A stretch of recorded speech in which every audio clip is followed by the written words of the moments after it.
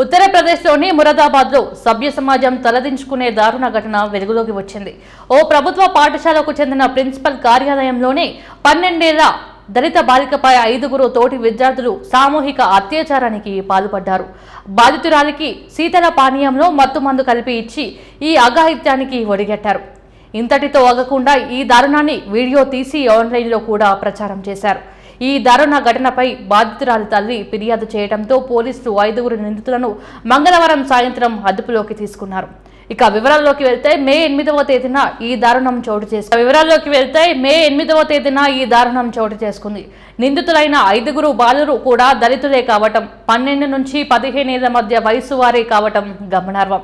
వీరంతా బాధితురాలికి పొరుగింటి వారని, civil lines police station పరిధిలోని ఒకే పాఠశాలలో చదువుతున్నారని అధికారులు తెలిపారు. ఇక బాధితురాలు మాత్రం వేరే పాఠశాలలో చదువుతుంది. ఘటన జరిగిన వెంటనే ఆ బాలిక భయంతో ఈ విషయాన్ని ఎవరికీ చెప్పలేదు. కొద్ది రోజులుగా తన కుమార్తె తీవ్రమైన దిగులుతో ఉండటం గమనించిన తల్లి ఏం జరిగిందని పలుమార్లు ఆరా తీసింది.